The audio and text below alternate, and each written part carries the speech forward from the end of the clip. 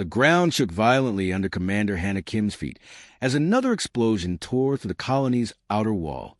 She gripped the edge of the communications desk to keep from falling as dust, and debris rained down from the ceiling above. "This is Colony 7 Alpha, calling any ship that can hear us." She spoke into the microphone with a shaking voice. "We need help right now. The Vorkith are attacking us. They broke through our walls, and our guards cannot stop them." Hannah looked out through the thick glass window of the command center. What she saw made her stomach turn cold with fear. Huge creatures moved through the smoke and fire outside. They stood as tall as 2 men, with thick scales covering their bodies like natural armor. Their long claws gleamed in the orange light of the burning buildings. These were the Vorkith warriors that every person in the galaxy feared. The Vorkith moved like hunters stalking their prey. They did not rush or panic. They knew they had already won. They always won. In all the stories Hannah had heard, the Vorkith never left anyone alive when they attacked a world. "Our leader, Lee Tae-ho, is dead." Hannah continued her desperate message to space. "The head of security, Park Boram, died fighting them at the East Gate. We have about 200 people left alive. We are hiding in the main buildings in the center of the colony." She paused as another blast shook the building. Pieces of the ceiling fell down around her. The main lights went out, leaving only the red emergency lights glowing in the darkness. In that red glow, she could see the faces of the colonists who had made it to safety. Men, women, and children all looked at her with the same expression, pure terror. They had built furniture and equipment into walls to hide behind, but everyone knew these barriers would not stop the Vorkith for long. The aliens would break through soon, and then it would all be over. "If someone gets this message," Hannah spoke again, "please remember that we try to defend ourselves. We tried to be brave." Behind her, a child started crying. Her mother quickly picked her up and held her close, trying to keep quiet. Everyone knew that noise might bring the monsters to them faster. Hannah had been the communications officer for Colony 7 Alpha for 3 years. It was supposed to be a safe job on a safe world. They mined useful metals from the ground and sent them back to the home worlds. Nothing exciting ever happened here. The most dangerous thing they usually dealt with was equipment breaking down. But today, the Vorkith ships had appeared in the sky without warning. They came down like falling stars, bringing death with them. The colony's defense systems had fired back, but their weapons were meant to stop space pirates, not a full military attack from one of the galaxy's most feared warrior races. Security Chief Park Boram had been a good man and a brave soldier. He had organized the colonists into groups and tried to get everyone to safety. He had held the Eastern Gate with just 20 security guards against more than 100 Vorkith warriors. Hannah had watched from the command center as the aliens overran his position. Park had kept fighting until the very end. Administrator Lee Tae-ho had tried to negotiate with the Vorkith when they first landed. He had sent messages offering to surrender peacefully if they would spare the civilians. The aliens had responded by destroying the administration building with Lee still inside. Now Hannah was the highest-ranking person left alive, and she did not know what to do except keep sending the distress call and hope someone would hear it. The problem was that most space-traveling peoples knew better than to fight the Vorkith. The smart thing to do was stay away and hope the monsters would leave you alone. Military fleets from advanced civilizations had tried to stop Vorkith attacks before. Most of those fleets had been destroyed. Thousands of light years away from the dying colony, Admiral Song Ji-woo sat in his office at Terran Fleet Command. The message from Colony 7 Alpha played through his speakers for the 3rd time. His staff officers stood around his desk, waiting for orders. "Sir," said one of them, "the other governments have already decided the colony cannot be saved. The Galactic Council voted to mark it as a total loss." Song looked at the star map on his wall. The red showing Colony 7 Alpha's location seemed very small and very far away. But he thought about the voice of the woman making the distress call. He thought about the 200 civilians hiding in the dark, waiting to die. "The council can vote however they want," Song said quietly. "We are not members of their club yet, so we do not have to follow their rules." He reached for his secure communication device and pressed a button that would connect him directly to the 15th Marine Expeditionary Unit. "This is Admiral Song," He spoke into the device. I need you to prepare for immediate deployment. We have civilians under attack, and they need our help. The voice that answered him was calm and professional. Understood, sir. Where are we going? Song looked at the red dot on his map again. Kepler 442b. And we need to move fast. Colonel Kim Dong-sik walked into the briefing room aboard the warship, Indomitable, with his boots clicking against the metal floor. His face looked like old leather from years of fighting in wars across the galaxy. Behind him followed his officers, all wearing the dark green uniforms of the Terran Marines. Admiral Song Ji-woo stood, waiting at the front of the room. Above him, a large screen showed pictures of the colony under attack. Smoke rose from burning buildings, while red dots marked where the enemy forces were moving. Colonel, the Admiral began, I will not lie to you. This mission is dangerous. The Galactic Council has already given up on the colony. They say anyone who tries to save it will die. Captain Choi Myung, the ship's intelligence officer, stepped forward with a data pad in her hands. She was young but had earned her position by being very good at gathering information about enemies. Sir, the Council representatives are calling this a suicide mission, she reported to Colonel Kim. They say no military force has ever successfully fought the Vorkith and lived to tell about it. Colonel Kim looked at the burning colony on the screen, then back at the Admiral. His voice was calm and steady when he spoke. Sir, when did we start caring what the Council thinks? They have been telling us what we can and cannot do since we joined the galactic community. How many Marines do I have to work with? 250 of your best, Admiral Song replied. 1st, 2nd, and 3rd platoons of the 15th Expeditionary Unit. Kim nodded slowly. These were his devil dogs, the nickname his Marines had earned during the brutal wars that united Earth under one government. They had fought on Mars when rebel colonies tried to break away from Earth's control. They had held defensive positions on Europa when separatist forces tried to destroy the mining stations there. His Marines had seen the worst kinds of fighting that humans could do to each other, but they had never fought aliens before. No human military unit had. Lieutenant Yang Sujin, who led 2nd Platoon, studied the maps of the colony on her portable computer. She was one of the few female platoon leaders in the Marines, and she had proven herself in combat many times. The Vorkith have more soldiers than we do, she said, pointing to the enemy positions on her screen. And they know the colony better than us now, because they have been fighting there for hours.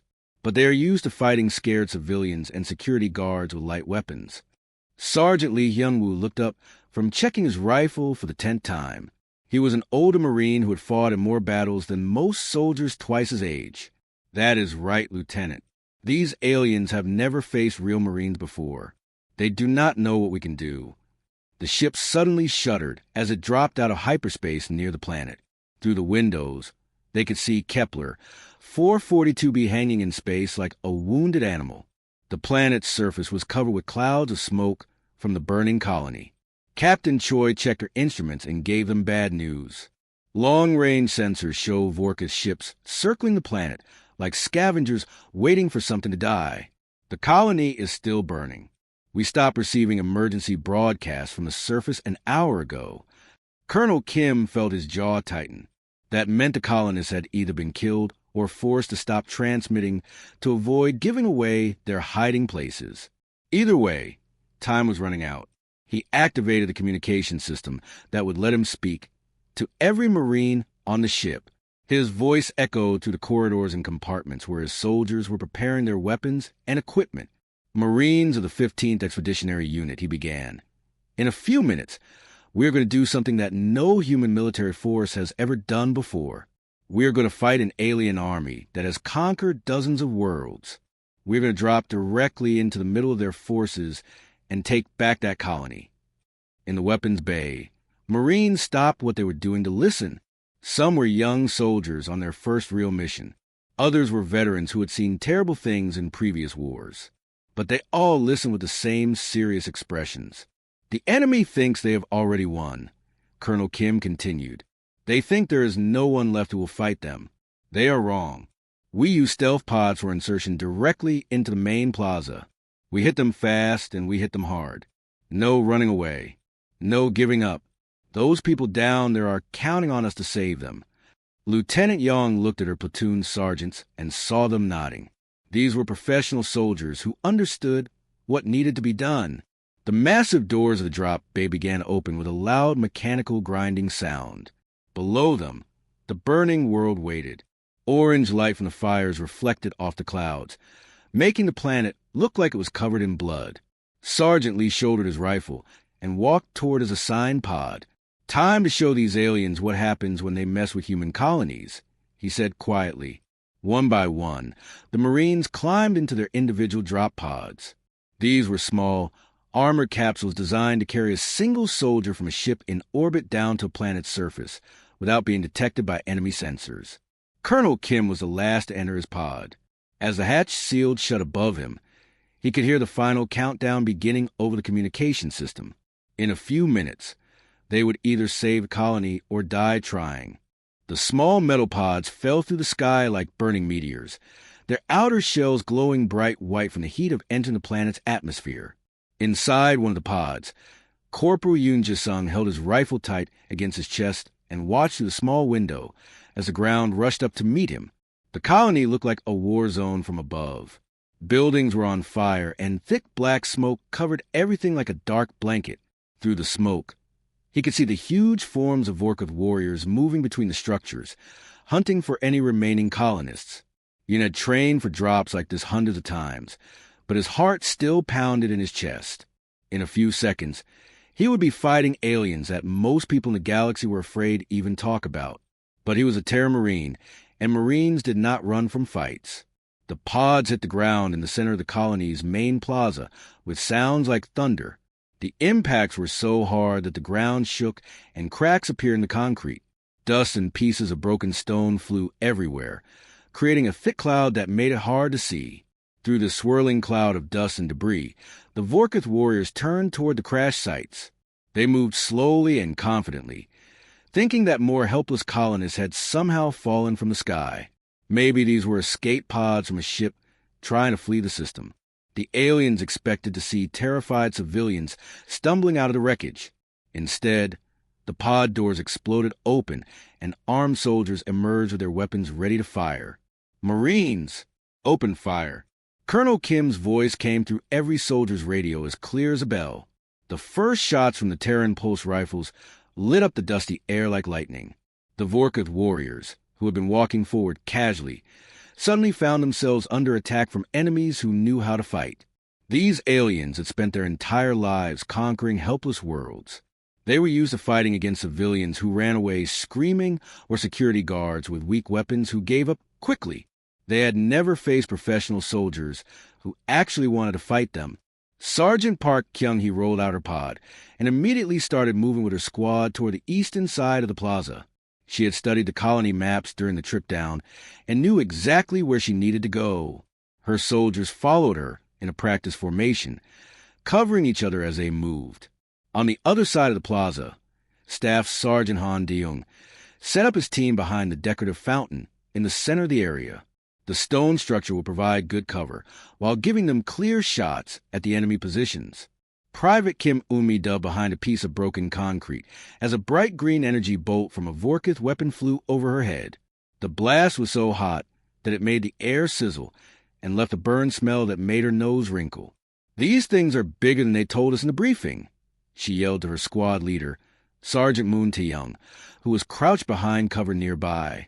Moon aimed carefully and fired 3 quick shots at a Vorkuth warrior who was trying to advance on their position. All 3 energy bolts hit the alien in the chest, and it stumbled backward with a roar of pain and anger. "Size does not matter," Moon replied calmly as he selected his next target. "Big or small, everything bleeds when you shoot enough." The Vorkuth had thick scales that covered their bodies like natural armor.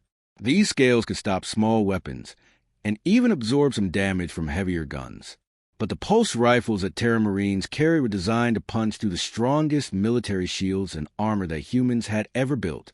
When the bright blue energy bolts from the Marine weapons hit Vorkuth warriors, they went right through the alien scales and into the soft flesh underneath. The aliens quickly learned that their natural armor would not protect them from these new enemies.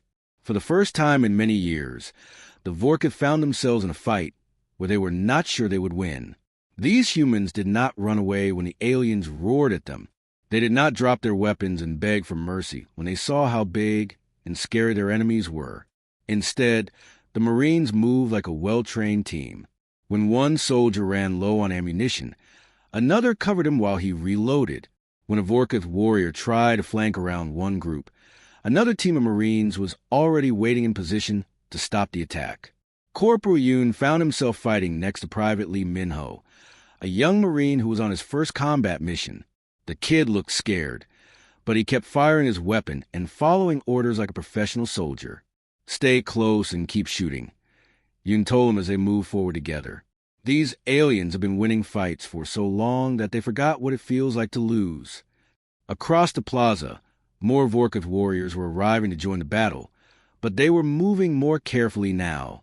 They had expected this to be easy, like all their previous conquests. Instead, they were taking heavy casualties from an enemy they did not understand. The aliens were learning a hard lesson that would spread across the galaxy in the coming days. Humans were not like the other species they had conquered. When cornered, humans did not surrender. They fought back harder. Lieutenant Yong Soo-jin pressed herself flat against the cold metal wall of the mining building. Her breathing was quiet and controlled, even though her heart was beating fast. Behind her, 3 Zephyrian scientists crouched in the shadows. 2 of them had bandages wrapped around wounds from the earlier fighting, and all 3 looked terrified. The sounds of heavy footsteps echoed through the corridors nearby. Yang knew those sounds meant Vorkith warriors were searching the building, looking for any colonists who might be hiding. The aliens moved slowly and carefully, checking every room and corner. Yang touched the small communication device attached to her uniform and spoke in a whisper that was barely louder than breathing. "Control, this is Ghost 2, she said, using her team's code name. "I have 3 survivors with me in Mining Complex C. Can you send someone to help get them out?" The voice that came back through her earpiece was Colonel Kim. Even in the middle of the battle, he sounded calm and in control. "Negative, Ghost 2. You are on your own for now. We are still fighting in the main plaza. Use whatever you can find there." Young looked around the mining facility, and a slow smile spread across her face. She had an idea that might work. Moving quietly to a control panel on the wall, she began pressing buttons and turning switches. The mining complex suddenly came alive with the sound of huge machines starting up. Massive conveyor belts began moving, carrying imaginary loads of ore through the building. Giant processors that crushed rocks began spinning, filling the air with loud mechanical noise. "Follow me," Yang whispered to the 3 scientists. "Stay close and do exactly what I do." She led them deeper into the maze of moving machinery.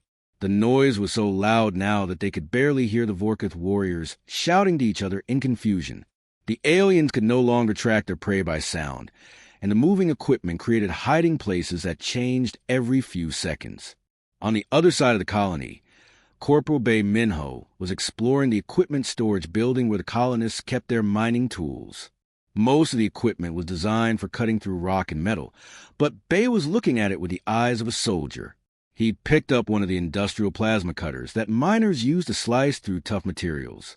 It was about the same size as a rifle, but much heavier. The cutting beam it produced was designed to melt through solid stone. "Sergeant Hong," he called to his squad leader, "come look at this." Sergeant Hong Sengwook walked over and examined the tool. His eyes lit up as he understood what his corporal was thinking. "Can you modify it?" Bae was already opening his equipment pack and pulling out military power cells. "Give me 5 minutes, and this thing will cut through Vorkith armor like it was paper." Hong nodded and spoke into his radio. "All squads, report to the equipment bay. We have new toys to play with." Within a few minutes, Hong's entire team was carrying modified plasma cutters instead of their regular rifles. The industrial tools were heavier and harder to aim, but they produced cutting beams that could slice through almost anything.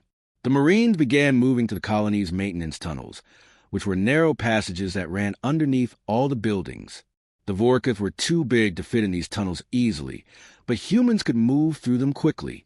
Hong's team became hunters, popping up in unexpected places to attack Vorkith warriors with their improvised weapons.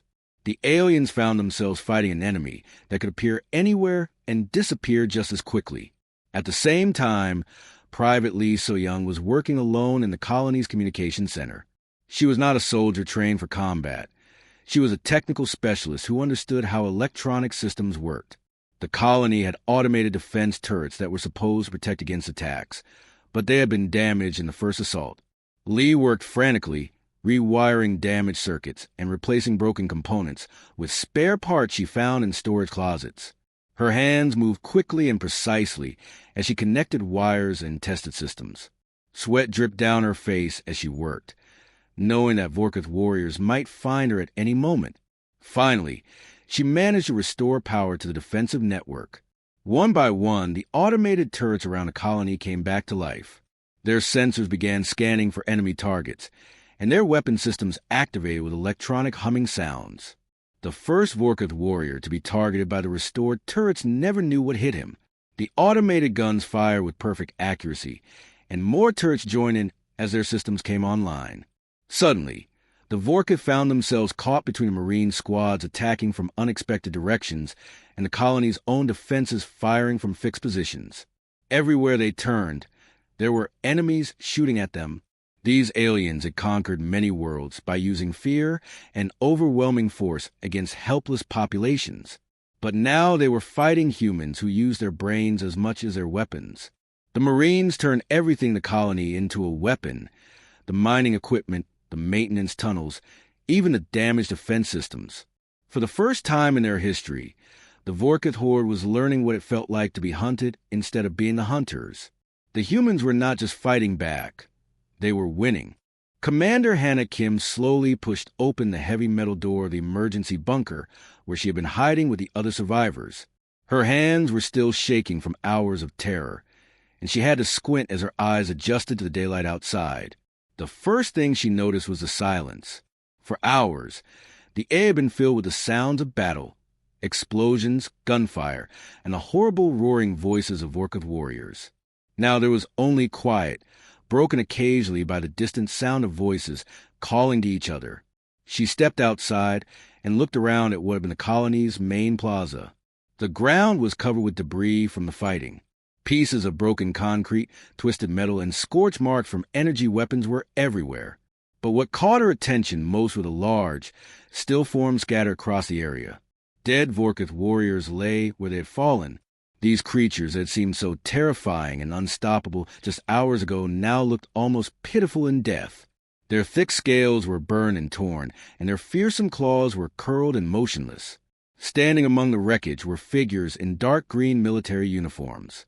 Some were tending to wounded comrades, while others kept watch with their weapons ready. These were the humans who had come to save them, the Terran Marines she had only heard stories about. One of the soldiers noticed her and began walking toward the bunker entrance. As he got closer, she could see that his uniform was torn and blackened with smoke. His face was dirty and tired, but his eyes were alert and kind. The Marine removed his helmet, revealing short black hair and a face that looked like it had seen many battles. When he spoke, his voice was calm and respectful. "Ma'am, I am Colonel Kim of the Terran Federation Marines. Are you Commander Hannah Kim?" Hannah nodded, still trying to understand what she was seeing. The Vorkith horde had destroyed entire civilizations. They were the nightmare that every peaceful species in the galaxy feared most. And yet here they lay defeated, killed by a single unit of human soldiers. "How many of my people did we lose?" she asked, afraid to hear the answer. She had seen some of the colonists fall during the early fighting, and she knew others must have died while she was hiding in the bunker. Colonel Kim's expression remained steady and professional. 17 of my Marines were wounded, and 3 of them are hurt badly enough to need special medical care. As for your people, we cannot save everyone, but we prevented many deaths that would have happened without our intervention. The way he said it made saving a colony from complete destruction sound like just another day's work. Hannah realized that this man and his soldiers were used to doing impossible things and making them look easy. Medical teams are already treating the injured. Kim continued, "We have transport ships coming that can take anyone who needs advanced medical care to better facilities. All around the colony, Hannah could see more examples of the aftermath. Sergeant Park Kyung-hee was helping an elderly Zephyrian man walk out of a damaged building where he had been trapped. Other Marines were checking buildings to make sure no colonists were still hiding inside. The scene was repeated throughout the settlement. Humans and Zephyrians worked side by side, clearing debris and caring for the wounded. The Marines moved with quiet efficiency, making sure the area was secure while also helping in any way they could. Within hours of the battle's end, news of what had happened began spreading across the galaxy through the faster-than-light communication networks that connected civilized worlds. The story seemed almost impossible to believe. The Terran Federation had been members of the galactic community for only a few years. Most older species considered them to be newcomers with primitive technology and limited military experience. But now, a single unit of human Marines had accomplished what entire fleets from advanced civilizations had failed to do. On worlds across the galaxy, government leaders and military commanders studied the reports from Kepler 442b with growing concern. If humans could defeat the Vorkith so decisively, what else might they be capable of? Other predatory races that had been planning their own conquests began to reconsider their targets. Perhaps it would be wise to avoid any worlds that had treaties with the Terran Federation. Perhaps these newcomer humans were more dangerous than anyone had realized. But the colonists who had lived through the attack had a simple way of understanding what had happened. They had called for help when death seemed certain, and help had come. When the smoke of battle cleared and the monsters were gone, human soldiers had been standing there ready to protect them. In the months that followed, the colony was rebuilt and renamed New Soul in honor of the Marines who had saved it. A memorial was erected in the main plaza, not just for the colonists who had died in the attack, but also for the Terran Marines who had risked their lives for people they had never met. Commander Hannah Kim, who was promoted to administrator of the rebuilt colony, would often stand by that memorial and remember the day when her desperate call for help had been answered by warriors stepping out of the smoke like heroes from an ancient story. The galaxy had learned something important that day. When humans made friends, they protected those friends with everything they had.